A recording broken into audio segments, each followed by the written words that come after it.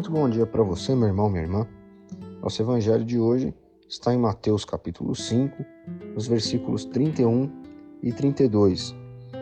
Aqui Jesus está em meio ao Sermão do Monte.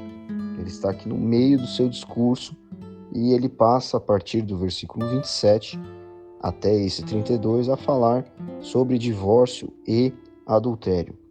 E aqui nos versículos 31 e 32 ele fala especificamente sobre o divórcio.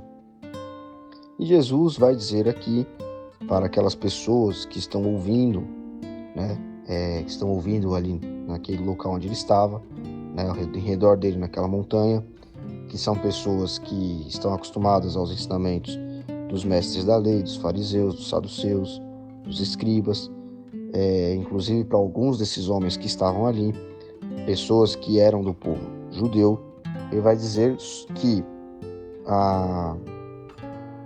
aquele homem que se divorcia da sua esposa e usa a artimanha da lei para isso, ele na verdade está cobrindo uma falha moral com uma máscara, usando a própria lei como desculpa para o egoísmo e para o capricho. Ele vai dizer que o homem que se separa da sua mulher acaba tornando-a adúltera, e se envolver com uma mulher adúltera, ele também adultera com ela. Um homem que não seja casado, que se envolve com uma mulher que recebeu a carta de divórcio do ex-marido, acaba se tornando também adúltero. E é claro, aqui Jesus está falando dessa forma porque naquele estilo de sociedade, naquela cultura de então, o homem é que tinha o poder de dar a carta de divórcio à mulher, porque eles entendiam que a mulher era como se fosse uma propriedade do homem, algo assim.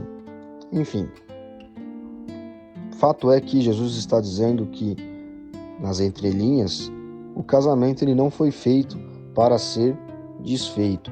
Ele não foi criado para acabar. E aqueles homens naquela época, querendo saciar o seu desejo de deixar uma mulher para ficar com outra, eles acabavam criando artimanhas dentro da própria lei. Jesus menciona, em outro momento, Moisés, dizendo que por conta da dureza do coração, por conta da teimosia dos homens daquela época, Moisés criou essa artimanha da carta de divórcio. E, enfim, havia uma série de regras para o homem que queria se divorciar. Ele não poderia entregar essa carta de qualquer forma e também não poderia abandonar aquela mulher de qualquer maneira, enfim, só ir embora. Mas fato é que em toda a história humana, o casamento ele foi alvo de ataque e ele foi alvo da falta de comprometimento das pessoas. Existia um outro momento da história em que os casamentos eram arranjados. Muitas vezes a gente até acompanha isso em filmes e seriados mais antigos. Existia um acordo entre famílias reais, entre famílias nobres, e o casamento fazia parte desse acordo, acordos de alianças políticas, às vezes alianças religiosas até. E não é isso que Deus pensou a respeito do casamento. Hoje em dia nós vivemos uma época em que as pessoas elas se casam sem ter a perspectiva do amor. Elas se casam sem ter a perspectiva de que, se eu vou me unir a uma pessoa, eu preciso vencer a barreira do egoísmo. Eu preciso vencer a barreira de alguém que pensa primeiro em si próprio. Então, isso acontece desde as coisas mais básicas, como dividir as tarefas dentro de uma casa, até coisas mais severas, como de fato você acabar traindo seu cônjuge, enfim, as pessoas traindo seus cônjuges. E isso está ligado ao egoísmo humano. O ser humano, ele é egoísta por natureza. O pecado faz com que o ser humano ele acabe se desumanizando. E não trabalhar dentro da perspectiva de construção mútua, é justamente o que faz com que o ser humano se desumanize. Por isso o Evangelho vem para nos lembrar que nós precisamos, antes de tudo, pensar no outro e não pensar em nós mesmos.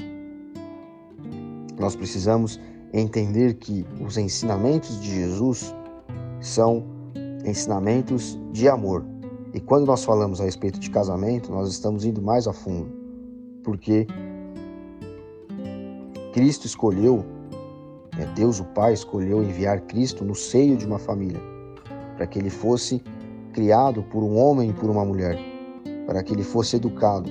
E toda a vida de Jesus é um exemplo a ser seguido. Deus não criou o casamento para que ele seja desfeito. Deus não criou o casamento para que ele seja vivido debaixo de mãos pesadas, seja do homem, seja da mulher.